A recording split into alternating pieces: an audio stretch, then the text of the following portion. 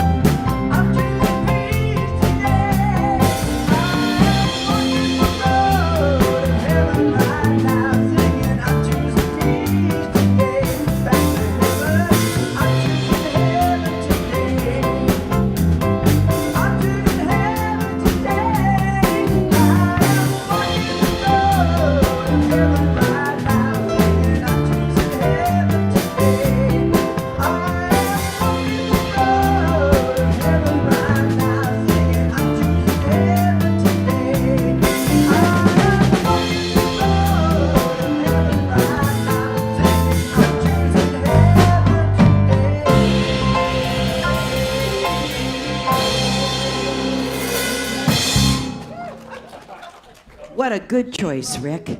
Choosing heaven. Why not? Good morning, everyone, and welcome to the Center for Spiritual Living in beautiful San Clemente. And for you back east, I know who you are. We're having a nice, beautiful day, 65 degrees. It's lovely. So whoever you are, whatever path you're on, you're welcome here. We are a trans-denominational center, which simply means that we welcome everyone. I'd like to welcome some new guests this morning, Jenna, Daniel, and Shelley here for the first time. And so just, welcome home, welcome home. We start our service with the flames of faith. It is a call to service.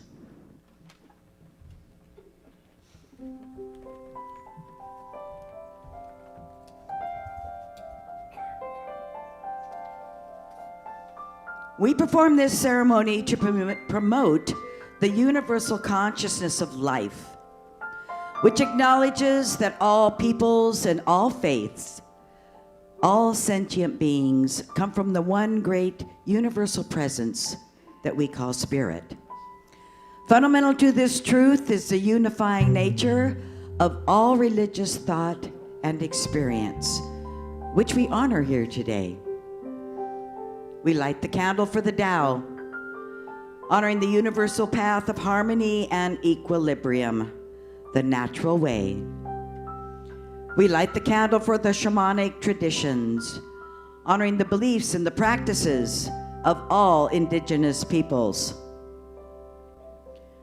We light the candle for Hinduism, honoring the path of knowledge, action, and devotion. We light the candle for Judaism, honoring the ethical path of living by sacred law. We light the candle for all forms of Buddhism, honoring the Four Noble Truths and the path of compassion. We light the candle for all forms of Christianity, honoring the Christ consciousness as the path of love. We light the candle for all forms of Islam, honoring the path of compliance with the will of God as the highest calling. We light the candle for the universalistic religion of Baha'i, honoring the path of unity and the path of peace. We light the candle for all forms of new thought, honoring the metaphysical path of mental healing through the practice of universal spiritual principles. And as practitioner Faith Mackey lights that last candle, let it represent the path that brought you here this morning.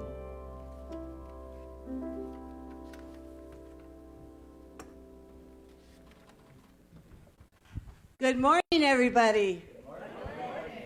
Well, I just noticed all the wonderful Valentine's Day decorations, and it reminds me that we're still in February. And what does that mean? February reminds us about love. Love is a month of February, just to remind us, because love is with us every day, not just in February. It's kind of like Christmas, where we're reminded of what we already are. So anyways, I'm here today to do an opening prayer. So let's just relax in our seats, just get comfortable, and just know that we're here on purpose. Each and every one of us are here together on purpose. And so what I know is that there is only one, and this one I call God, and God is right here, right now. God is everything that's good, peace, joy, love. God is power and abundance and beauty. God is everything good. And so what I know is that today, Reverend Alice is going to talk about forgiveness and about how important that is for us today. How important it is for us to remember how we shift and we change when we let go and let God, when we forgive what needs to be forgiven, that there's a sense of freedom for us. There's a wonderful sense of freedom that we can let go of anything that is keeping us in a lower vibration. So what I do today is I'm allowing you all to let go and let God and feel the love that is present. Feel the joy that is present. And I know that today is a wonderful talk and that there is something wonderful for each and every one of us. There is something good for each and every one of us to discover and to experience and to allow. And so I am grateful for all of us together today. I am so grateful for the presence of Spirit that is right here, right now. I am so grateful for the love that is felt and acknowledged and shared and experienced. And so I release this prayer into the law, knowing that it is done. And I anchor it by saying with each and every one of you, and so it is. Okay, so now I'm going to read the affirmation.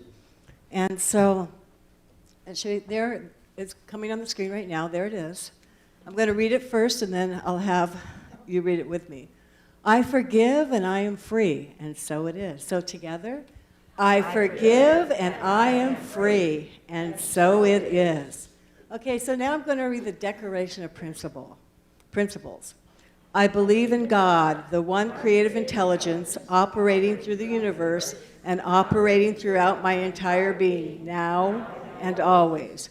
I believe this perfect spirit operates on a law of mind and creates my experience exactly according to my belief. I believe this perfect creative intelligence can be used by me and by every other person to create health, abundance, and love in mind, body, and total life experience. I use it now, I rejoice in it, and so it is. Thank you. Thank you, Faith. And now it's my great joy to bring to the platform the Jewel Tones. Yes, and this morning it is our women's ensemble from our Jewel Tones Choir. So I'm very honored that these ladies are we call them pandemic pods, you know. We have these smaller groups of singers that are, you know, have all been safe and following protocol and have been working diligently to provide you with some beautiful music. So this morning, we have from right in the hot pink over there, Miss Rita McPhail. Wave, Rita, wave. She's busy. She's doing stuff. And April Doterive, and Jamie Kalama, and Karen Meyer. And then I'll be piping in every once in a while from over here. And also, just wanted to introduce our bass player who is auditioning for us today is Leslie Baker. So that's our auditioner for the day. And we're going to start with a very well-known tune. If you feel like singing along, go for it. It's a Burt Bacharach, Hal David tune called What the World Needs Now Is Love, Sweet Love. Here we go.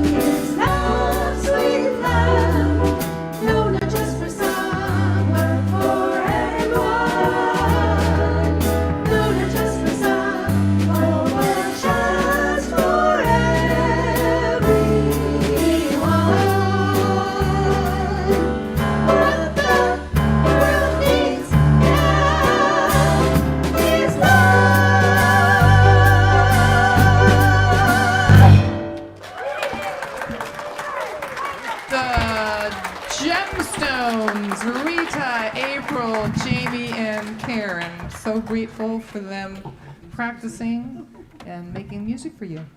How about one more hand for them? One more hand.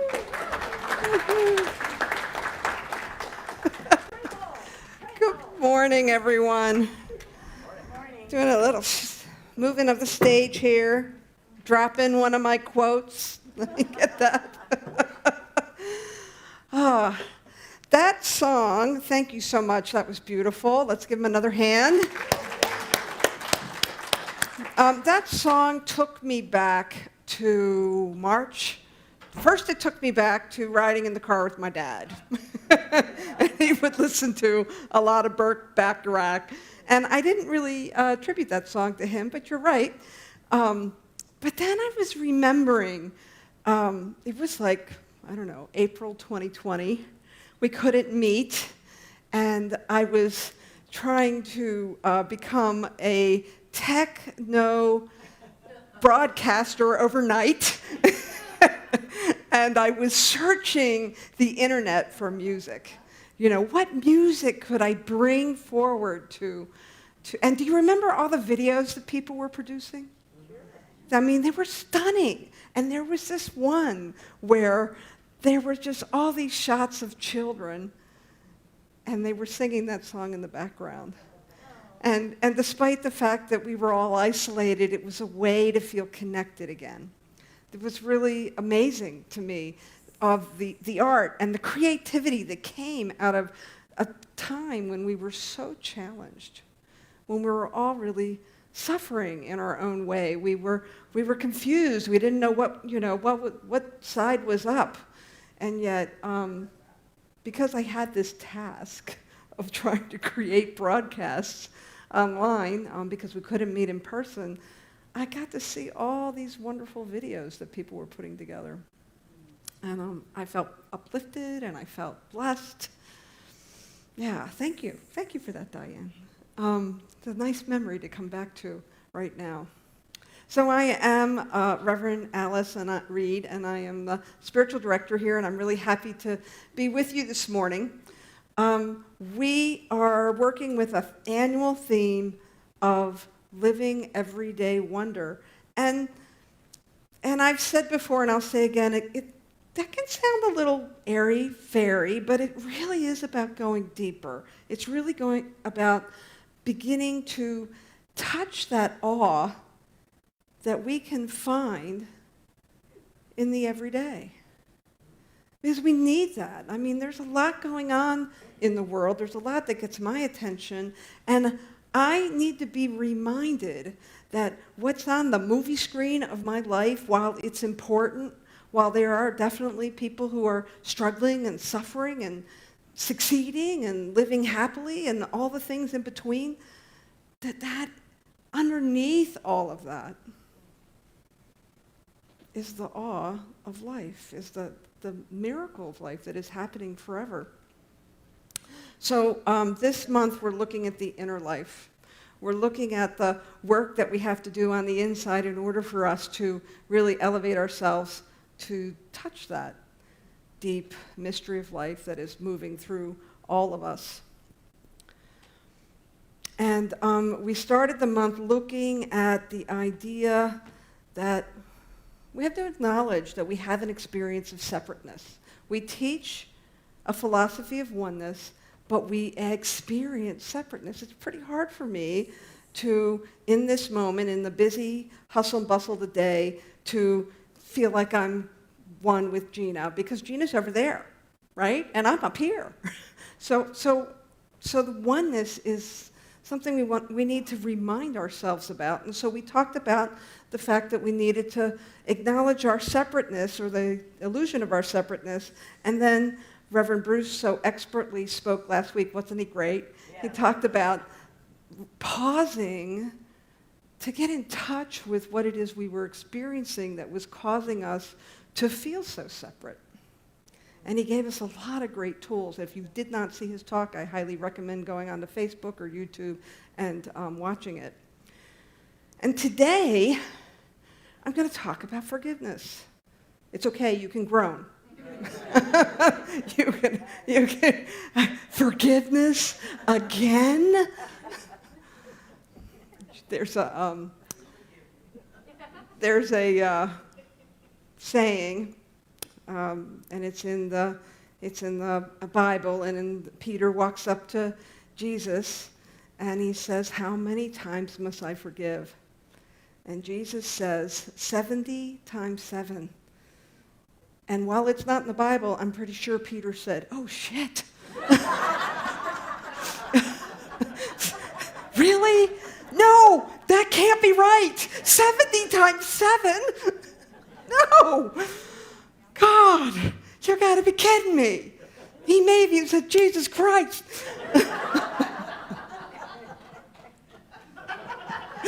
I know I did when I heard it. I know I did when I heard it, because I was looking for that instant hit. You were going to give me that silver bullet, that magic wand that was going to free me, right?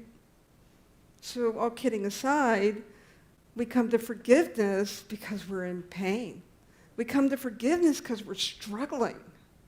That there's something that keeps replaying in our hearts and our minds. And forgiveness just doesn't, if I come to you and I share my suffering with you and my broken heart, and you say, "Well, you just have to forgive." It doesn't land very well. No. It doesn't land very well at all. And yet, those of us that have struggled and found our way to forgiveness and gotten to the other side, we know. We know that there's real freedom on the other side of that. There's an old Irish joke about a tourist who's lost in the country roads of Ireland, and he's just frustrated and helpless, and he's driving through all these country roads, and he comes across an old Irishman, and he pulls over and he says, "Please help me, I'm trying to get to Dublin. How do I get there?" And the old Irishman looks at him, and he looks down one road, and he looks down the other road, and he says, "Laddie, you can't get here from there. You can't get there from here." You can't get there from here. And that little joke reminds me that when we are deep in pain, when we're deep in our suffering, forgiveness does not feel like the road to freedom. And in fact, doesn't feel like that's going to take me anywhere because I'm in my pain. We are a philosophy that teaches oneness. And oneness, again, just like our annual theme, can look a little bit like looking at the world through rose-covered glasses. It can look a little like, toxic positivity, right? You know what toxic positivity is? Right, it's that place we go to when we begin to, I have a flat tire, and then my dog dies, and then I lose my job, and then the love of my life walks out of me, and somebody walks up and says, "Oh, it's all good. It's all good. You'll be okay. It's happening for a reason." Oh my God. And I just want to say, all right, if you're honest with yourself, how many times have you used that? Because it was the only thing you could come up with, right? So I'm not putting us down for going to that place of wanting somebody to not be in pain, to want to help deliver somebody to the other side of what they're experiencing. But when you're in the midst of it, it doesn't feel like it's going to be all good. I have a group of colleagues, and we work on these themes together, and we share ideas, and so I got a couple of really great YouTubes this week about forgiveness that were a little out of the ordinary.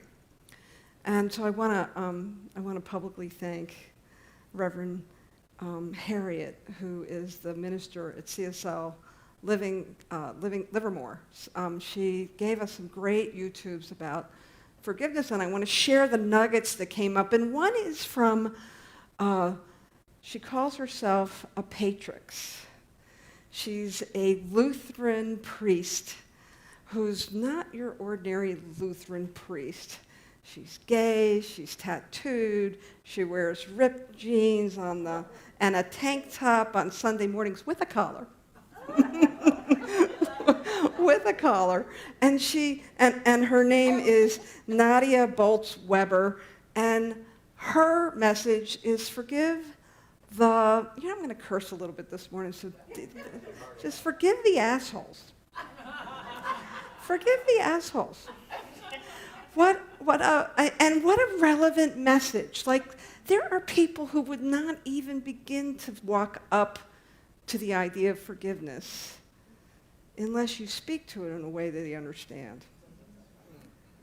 And so she talks about this idea that when we have an experience of pain, when we have been harmed, we have a connection to the person that did us harm. It's like a chain. And forgiveness isn't some nice thing that we do because we're going to let them off the hook, and it's not some saccharine welcome mat that we lay out for someone. No, it's like, she says, it's a badass practice, not a nicey nice practice. And she says it's like taking bolt cutters and cutting that chain.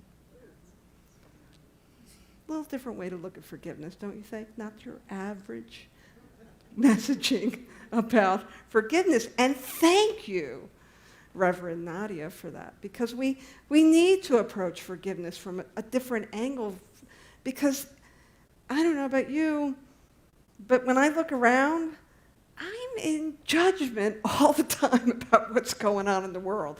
I'm just admitting it. You guys, you can all say you're not.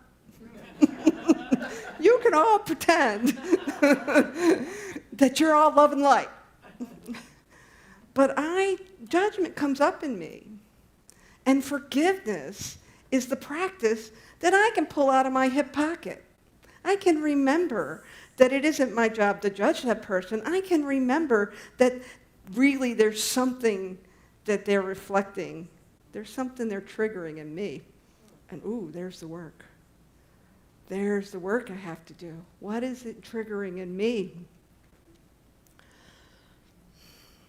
And when I can recognize that, then I can get out those bolt cutters and I can look for what chain it is that is connecting me to that trigger so that I can let it go.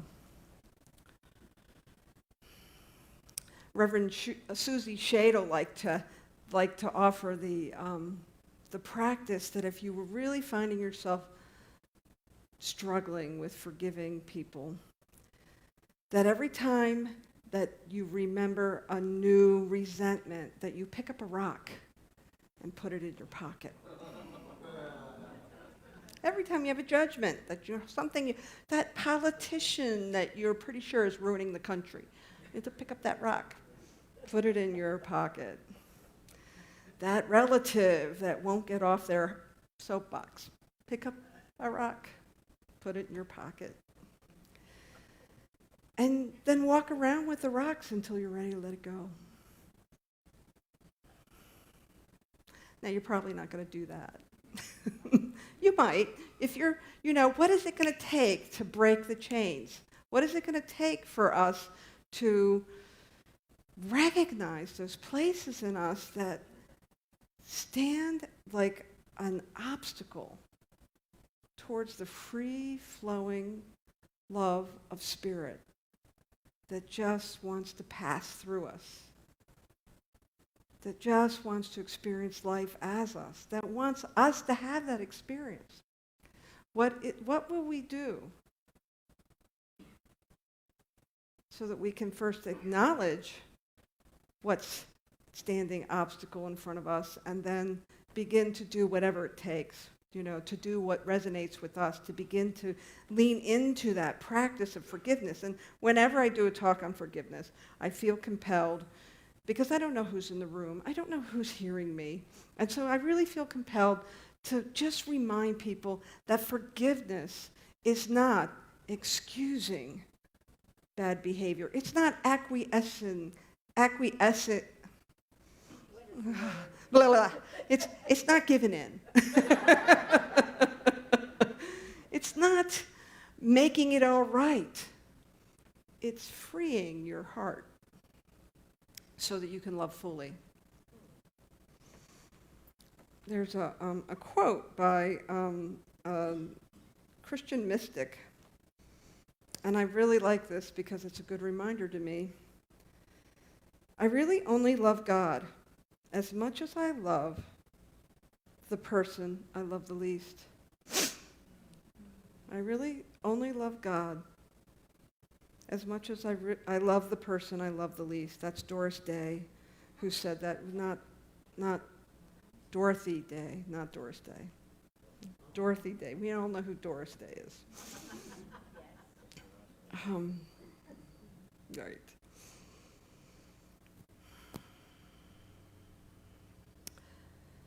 I also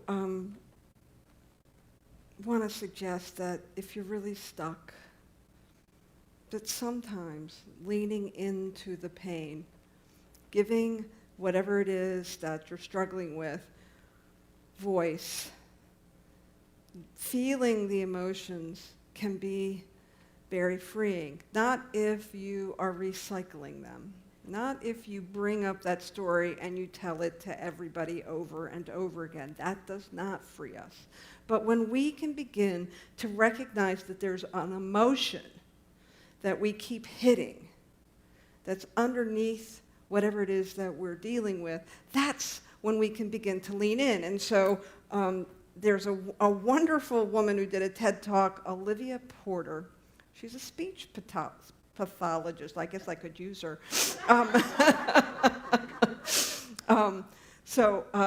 Olivia would do her work of speech pathology in a rescue home for women who were victims of domestic violence.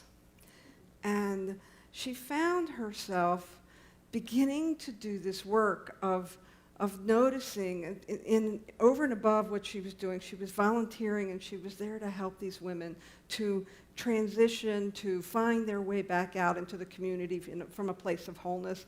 And she does this workshop with them. And she notices that many of the women that are deep in the woundedness of their experience are full of hate.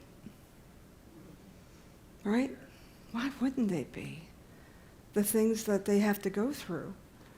And so it occurred to her that it didn't make sense to come in and say, oh, it's all good, you're going to learn a lesson from this, you'll be better for this. Those were falling on deaf ears, and she knew this was not the way to meet these women.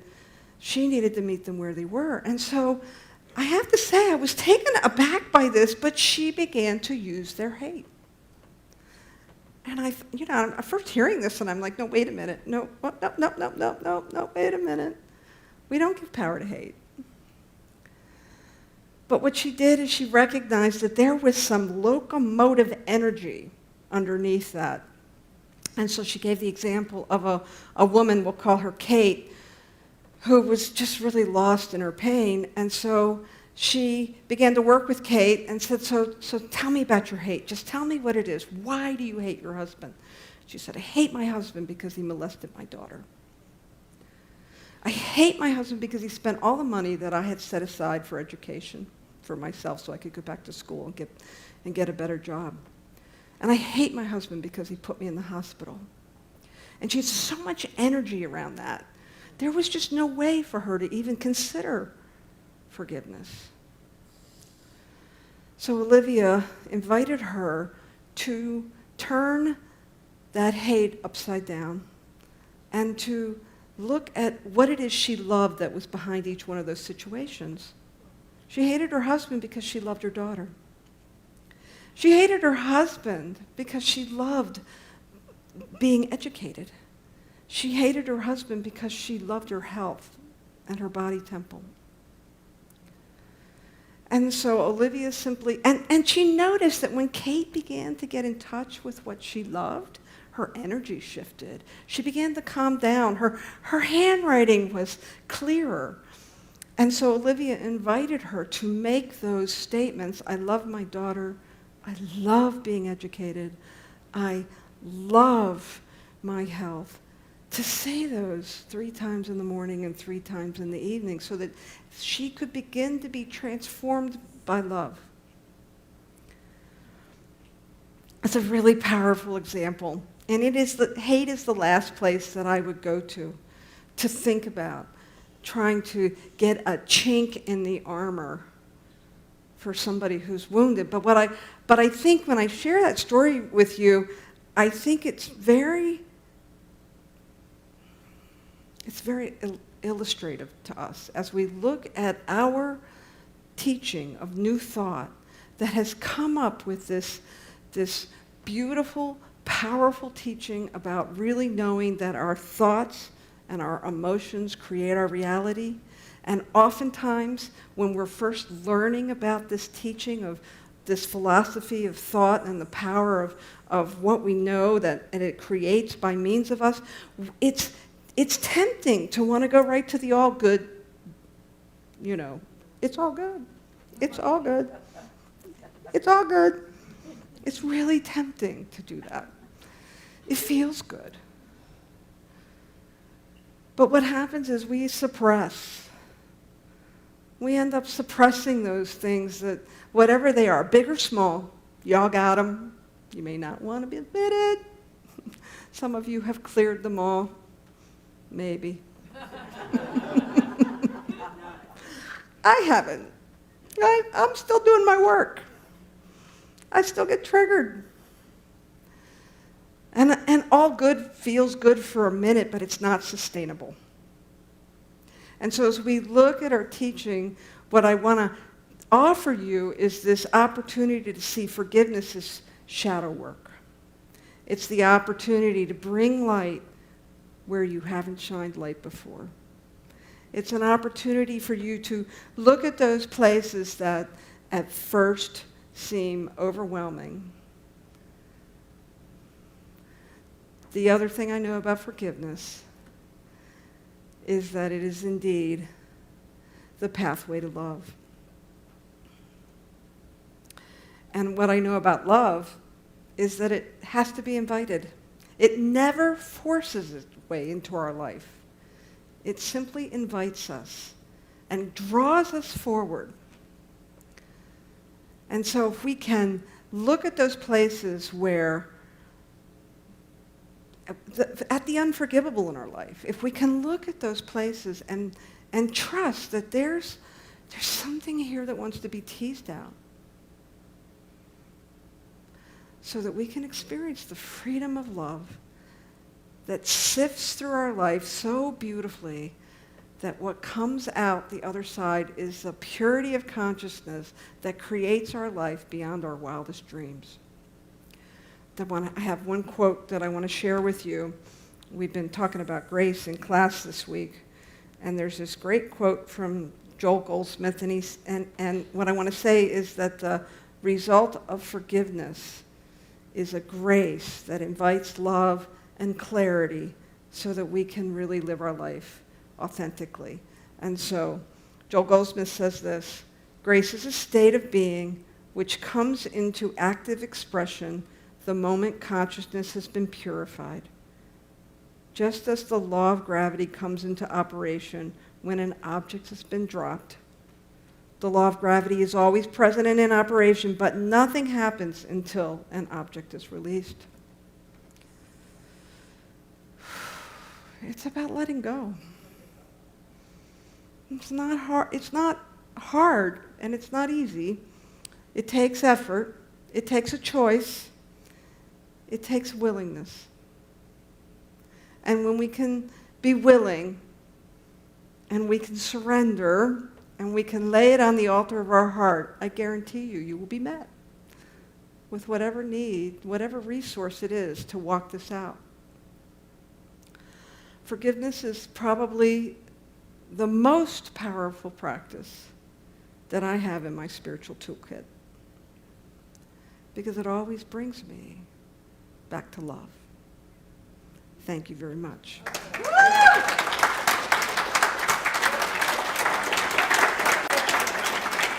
Thank you.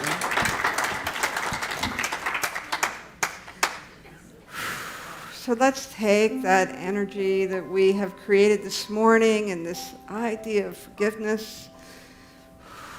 You may even want to rub your hands together and feel the energy, and then place those hands on your heart. As I speak this affirmative prayer, I know that there is a divine intelligence that moves in, as, and through all life. That it animates itself as my body. It animates itself as my life. It animates itself as my community and my world. And I know that it expresses itself in so many billions of ways. And so I'm forever looking out into the world and seeing God, seeing Spirit over and over and over again. And so as I recognize this power and this presence that is me, that moves in the world as me, I absolutely trust that Spirit always supports its own creation, and that each step I take in the way of choices, in letting go, in releasing, in being willing to practice forgiveness in my life, I know that I am divinely supported, that I am not doing this alone.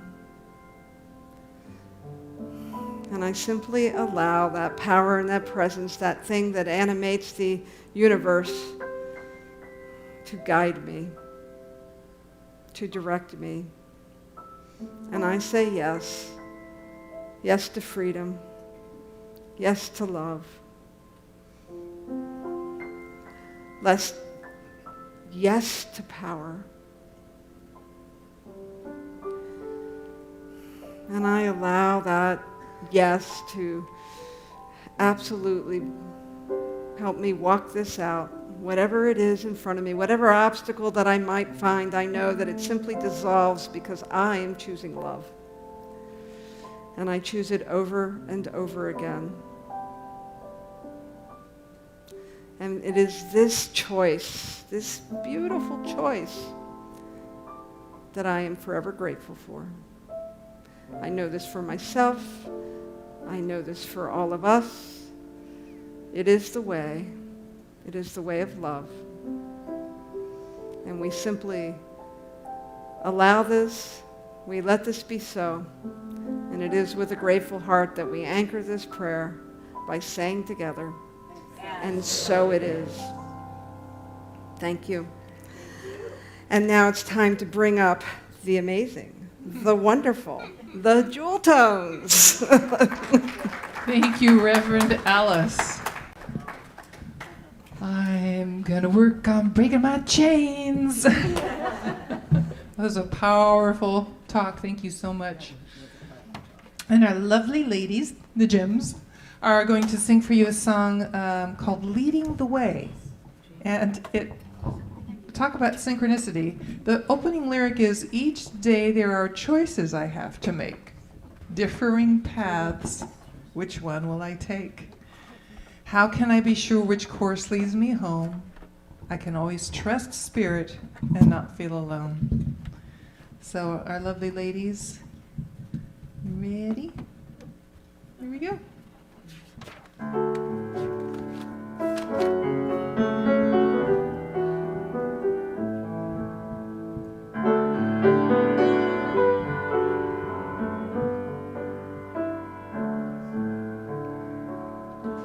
Each day there are choices I have to make, differing paths, which one will I take?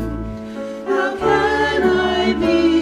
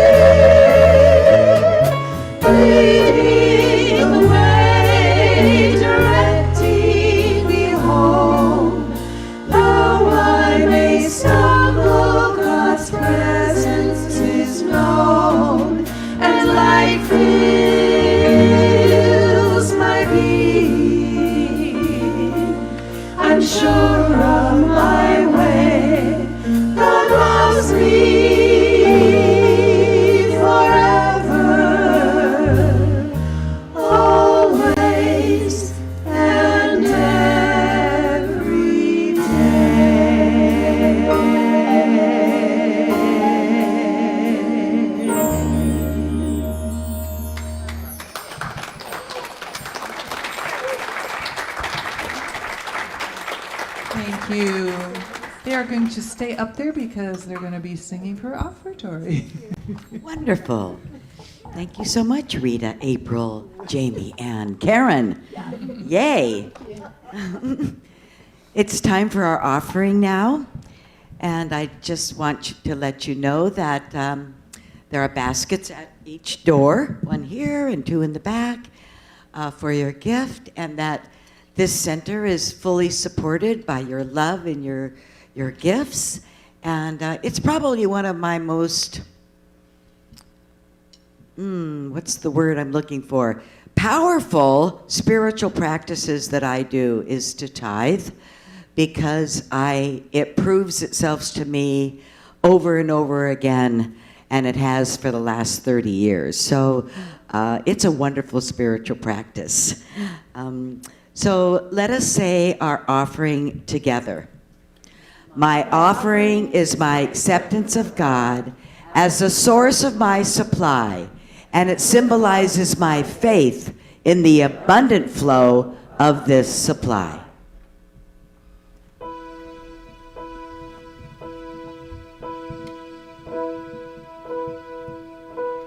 Some say love, it is a river that drowns the tender reed. Some say love, it is a razor that leaves your soul to bleed. Some say love, it is a hunger, an endless aching need. I say love, it is a flower, and you, its only seed.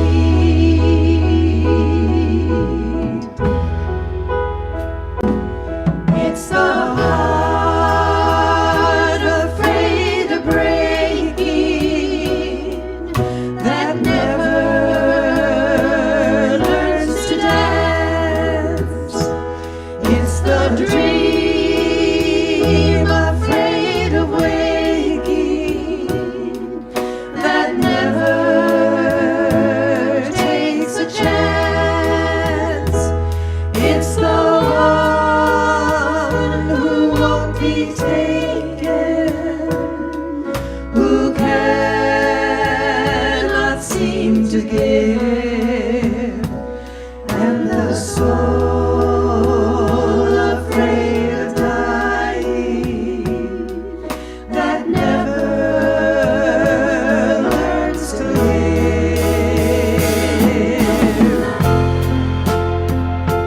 When the night has been too lonely and the road has been too long, and you think that love is only for the lucky and the strong, just remember in the winter, far beneath the thin snow,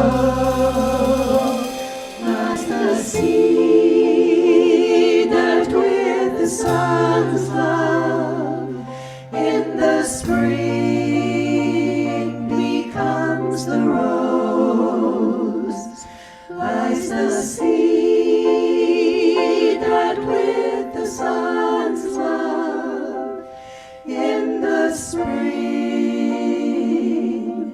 becomes the rose.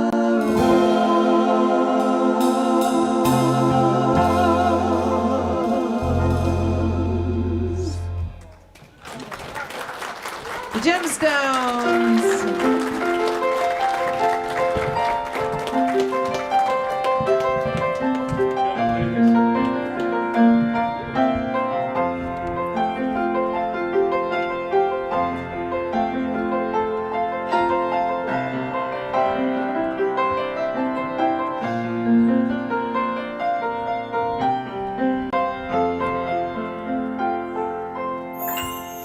Wow. Thank you so much. I can't hardly talk. That was beautiful. Thank you to the Jewel Tones and our wonderful Diane King Van, our music director, choir director. Thank you so much. That was beautiful. I also want to thank our wonderful band, David Page, and our guest, bass player, Leslie Baker. Thank you, Leslie. At Cusby, we love our band. We're so very blessed. In the sound booth today, we have beautiful Mary Brogdon and beautiful Dave Friedman. On camera today, we have Clark, and thank you so much, Clark, for making us look so great. And our wonderful song leader, Rick Dale. We love him. We love him. And what? Who's a grandpa today. I'm sure he'll say something about it as he comes up. Let me just tell us who our practitioners are today. Sorry. That song just got me. We have Cheryl Lyman in the back holding the high watch for each one of us during this service, which simply means that she has been praying for our open heart, our open mind to glean all the wisdom that we did during this service today. We also have Lori Ann Whitty, who is a practitioner today. Thank you, Lori Ann. And Faith Mackey, who did our opening prayer and affirmation. Thank you to our practitioners. And now we have some invitations by Rick Dale.